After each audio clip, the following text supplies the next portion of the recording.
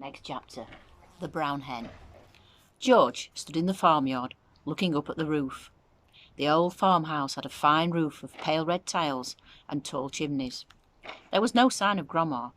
There was only a song thrush sitting on one of the chimney pots, singing a song.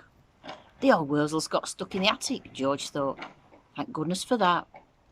Suddenly, a tile came clattering down from the roof and fell into the yard. The song thrush took off fast and flew away. Then another tile came down, then half a dozen more. And then, very slowly, like some weird monster rising up from the deep, Grandma's head came through the roof. Then her scrawny neck and the tops of her shoulders. "How am I doing, boy?" she shouted. "How's that for a bash up?" "Don't you think you'd better stop now, Grandma?" George called out. "I have stopped," she answered. "I feel terrific." "Didn't I tell you I had magic powers? Didn't I warn you I had a wizardry in the tips of my fingers? But you wouldn't listen to me, would you? You wouldn't listen to your old Grandma."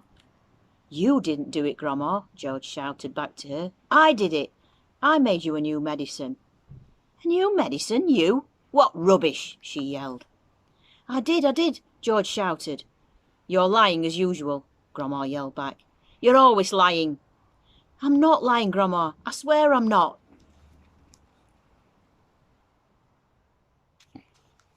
The wrinkled old face, high up on the roof, stared down suspiciously at George.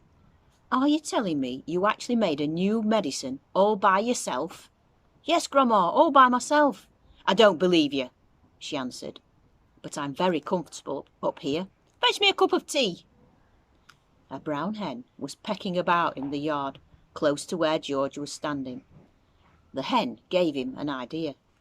Quickly, he uncorked the medicine bottle and poured some of the brown stuff into the spoon. "Watch this, Grandma," he shouted. He crouched down, holding out the spoon for the hen. "Chicken," he said. Chicken, come here. I've something for you."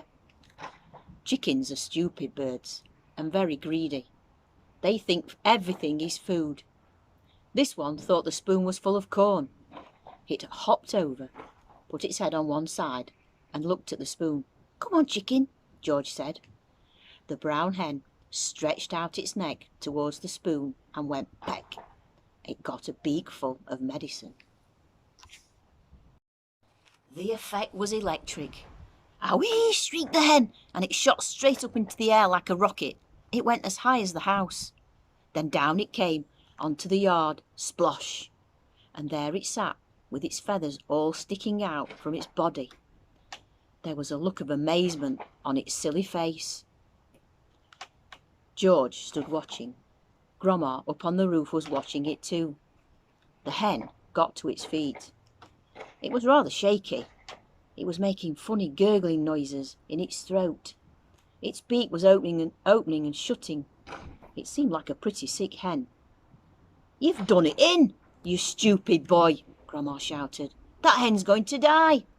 Your father'll have you now." All of a sudden, black smoke started pouring out of the hen's beak. "It's on fire!" Grandma yelled. "The hen's on fire!"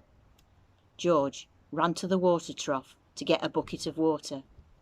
"That hen'll be roasted and ready for eating any moment," Grandma shouted. George sloshed the bucket of water over the hen. There was a sizzling sound, and the smoke went away.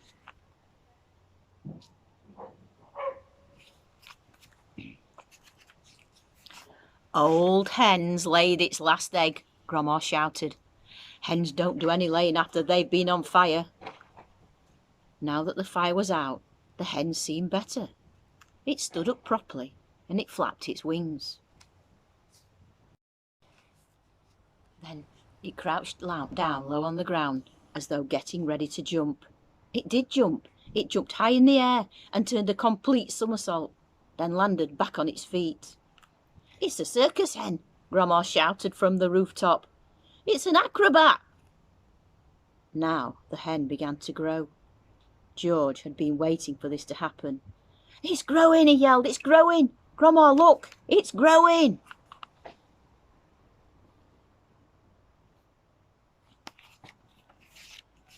Bigger and bigger, taller and taller it grew. Soon the hen was 4 or 5 times its normal size. "Can you see it, Grandma?" George shouted.